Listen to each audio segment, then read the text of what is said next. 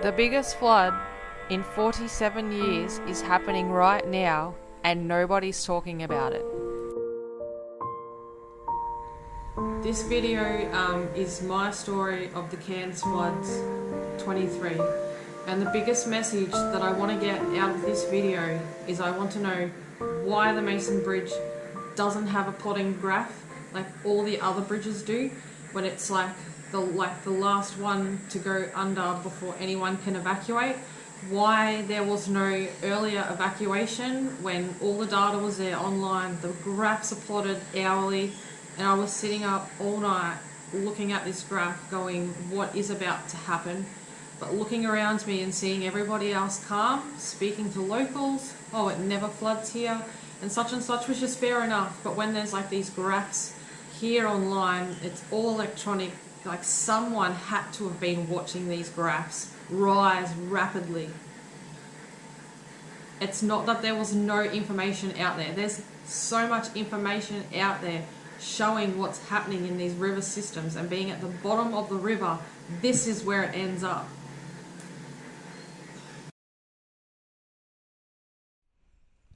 So I literally just finished my video when I said I probably won't be making another one. As soon as I said that, I've already started making a new folder because I just saw this. I just opened up Facebook because I was like, oh, I'm going to find something funny to read on there. And then this comes up. Heads up. Tropical North Queensland. Extreme warning. It says that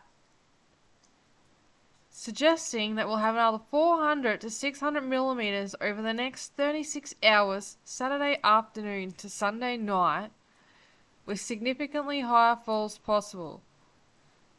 Oh my god. Do I need to be sandbagging again? Like, what the hell? I was glued to my computer trying to work out when the Barron River goes over at the Mason's Bridge, when this post came up from Daniel James at 8:30 p.m, which means that at 9.2 water level, that's when it starts going over the highway. For future purposes, I was trying to figure out like when is the time that you can get out before it starts to flood completely in. If that's even possible, I don't know. That's what I was trying to learn.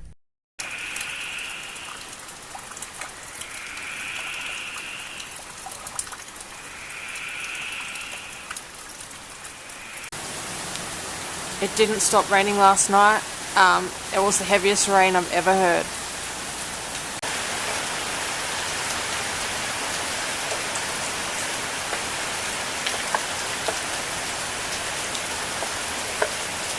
The curiosity gets the best of me because there's no way to tell like what's happening down there. We don't know, except for the fact that we just know that we're flooded in. So I can't help but having a look and seeing like where are the floods up to, like who should be worried and where. This text message was so vague, I didn't even know exactly where they were talking about. It just say like red zone, orange zone, yellow zone. There was no zones mentioned. All night. It hasn't stopped.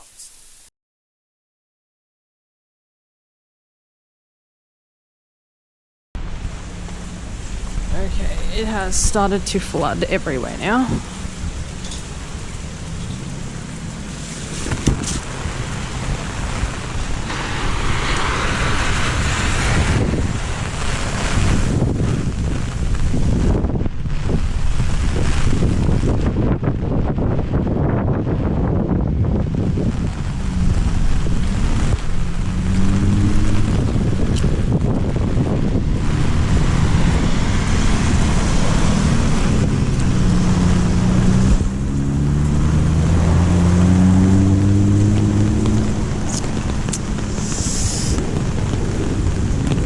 Yep, she's not good.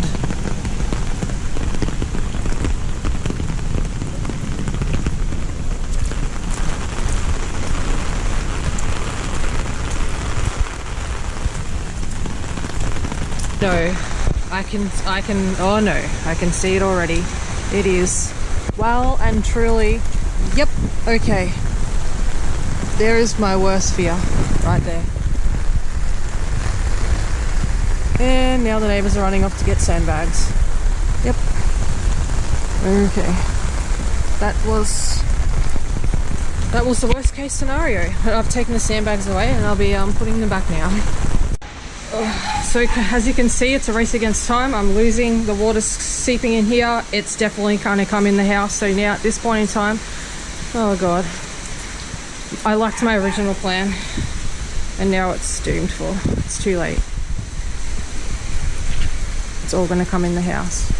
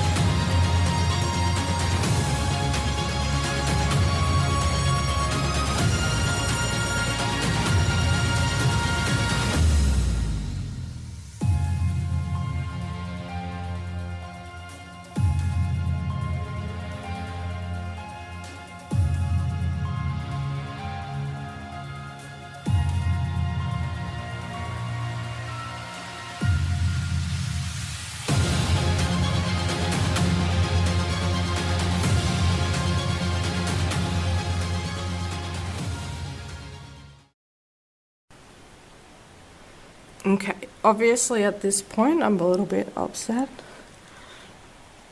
because everyone told me not to worry. And yeah, here we go. That is the front. Tried to put everything up high. This is how I had it last time, but I didn't show it on camera because I was embarrassed that I looked like an idiot. But now I'm the one feeling like the idiot. Like, you know, who cares what anybody else thinks and says, right? Yeah, so that table drain is well and truly over. The table drain that everyone told me will never flood. And yeah, the race is on to find somewhere to park the car, but like there's fucking one option. So I don't know, people need to get off the fucking road.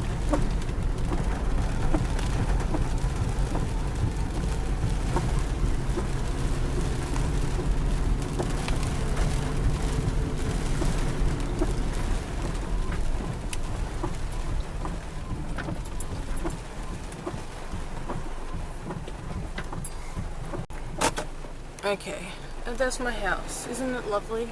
Yeah, okay. And then I got this area here filling up too.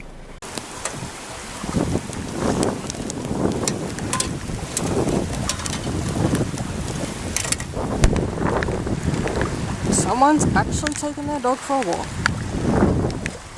Okay, this is very high.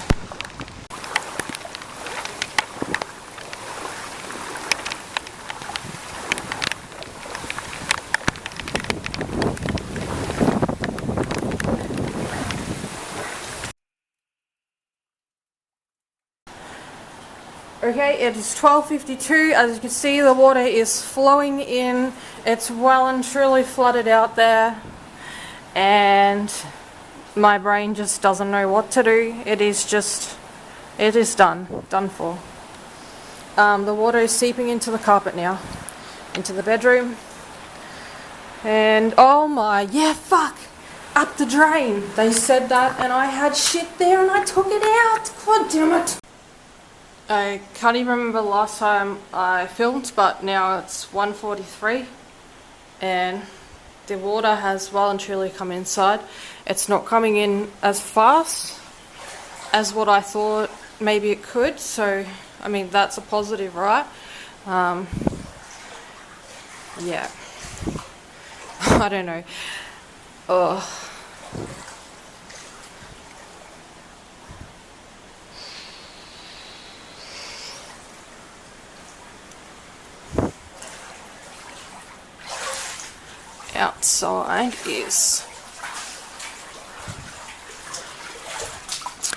Outside is starting to approach the window, I guess. I mean, I guess that's still really far away.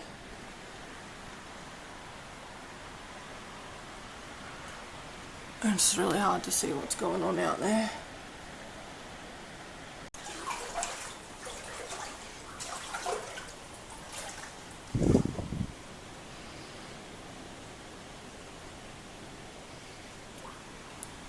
This person's car here, I think it must have took in water and it just wouldn't go anymore. So we had to get all his stuff out, and I don't know where he went. But there's my car over there. Oh my god, there's someone on a canoe. What are they doing? People are strange in this town, eh? What is he doing? Like, just out for a fucking... I should stop, sorry. Like, just out on a casual stroll? Like, what is he doing?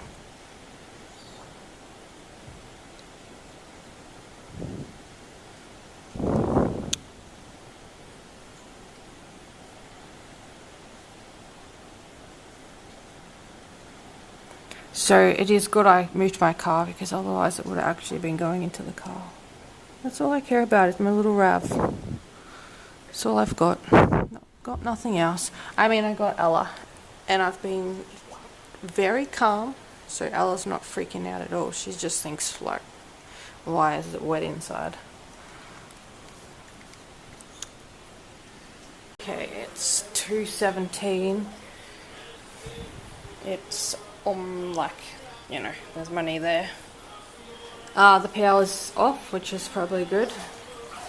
And they're just saying on the radio, like, if there's water coming into your house, you should leave. But it's like, we can't leave. There's nowhere to go. And there's no phone reception, so I don't know.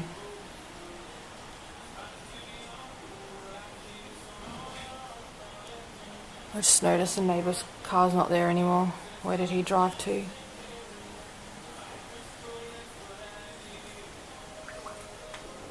Yeah, it's almost... You can't see it. It's almost up to the power point.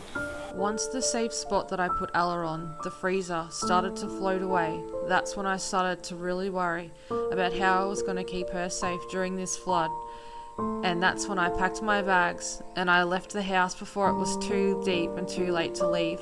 And I walked across the road to the neighbour up high who I've never met before, and when they saw me they let me straight in. It was such a different feeling and experience being above the floodwater compared to being in the floodwater.